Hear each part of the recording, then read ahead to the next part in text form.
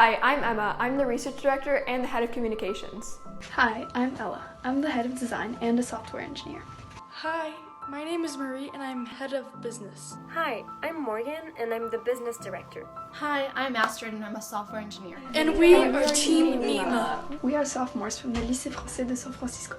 On average, first responders' response time is about 7 minutes. In rural areas, that number nearly doubles to 14 minutes. However, medical emergencies require immediate attention.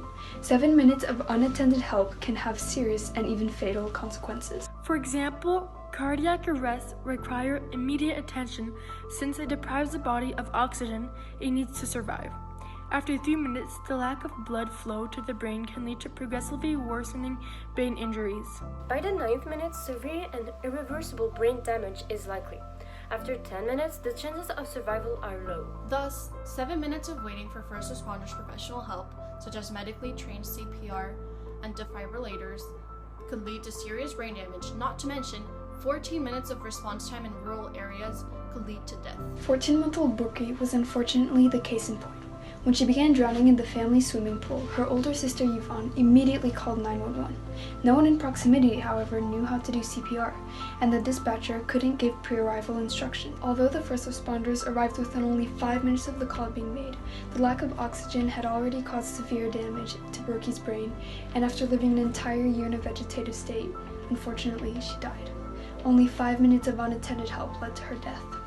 And this is why we've created an application called Help, alerting any off-call first responders to the emergency situation. They can arrive at the scene and assist in any way possible until on-call first responders arrive. They can do CPR, change the position of the victim, bring gauzes to stop any bleeding, etc., etc. In our application, victims of an emergency or friends that are currently with the victims can connect with nearby 1 to 2 minutes away medical professionals, stating their exact location and what is going on. The medics can then answer whether or not they are coming. The app will be similar to a chat, including all nearby medics and the victim or friend. These medics would most likely be first responders or doctors out running errands, and that would happen to be in the area. We will recruit medical professionals by asking around Marin County who would be willing to participate in our app. Our main competitors consist of PulsePoint and the Red Cross Emergency app. PulsePoint is an application integrated in the community's emergency dispatch. PulsePoint alerts CPR-trained volunteers to the victim's location when a cardiac-related emergency call comes in. However, PulsePoint is only focused on cardiac-related emergencies. Help will include a broader amount of types of emergencies. These emergencies include a lack of oxygen, such as choking, cardiac-related, such as heart attacks, cardiac arrest, etc., excessive bleeding, and more. The Red Cross Emergency app provides detailed explanation of what to do during certain medical emergencies.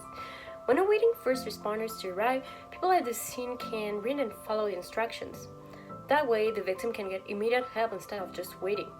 However, simply having explanation is still not the safest way to save a victim in an emergency situation. Non-medically trained people can wrongfully do what the instructions state. For example, people not trained for CPR might not be comfortable doing it, so they might perform CPR weakly. Our application will lead medically trained professionals to the emergency. That way, the victim will get proper help before first responders arrive. Additionally, in a study of more than 63,000 cases of cardiac cases in the US, researchers at UC San Francisco found that EMS responses were more likely to meet 8-minute and 15-minute national benchmark in high-income areas than in low-income communities. The mean EMS response times on scene times and transport times were 10% longer in the low-income communities. Once we finalize our current features, we'd like to spread outside of Marin. For now, our target audience is Marin County citizens who want to increase their safety.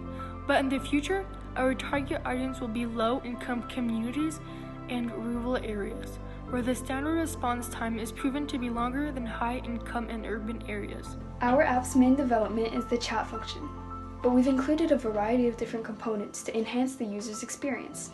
Amongst these features are a live map that indicates precisely the location of the person in need, A personalizable contact list that is immediately notified at the simple touch of an easily recognizable button, and a soon-to-be learning section to provide guidance during these life-threatening situations. We've had multiple debugging sessions to ensure the maximum functionality of our app. And we also tested the app within our teammates and our mentors to make sure that all the features ran pleasantly and smoothly.